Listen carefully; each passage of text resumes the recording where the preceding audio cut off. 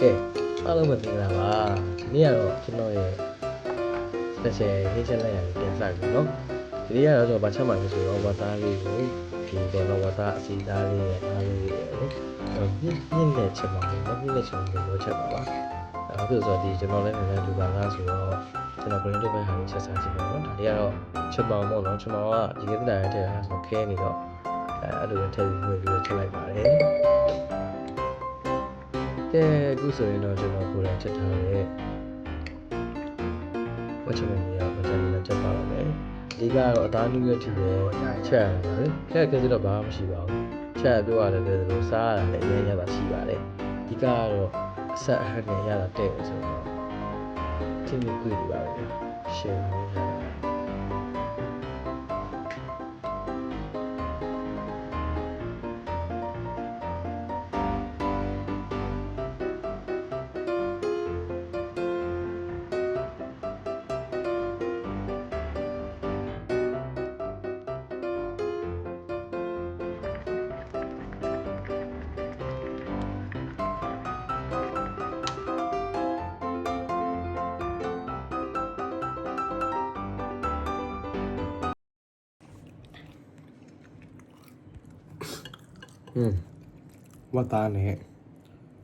ဝတ်သားနဲ့ချက်ပေါင်းနဲ့ချက်တာလေးစားလိုက်ပါအောင်မယ်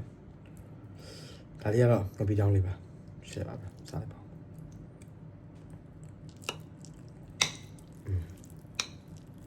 โอ้မလိုက်ချင်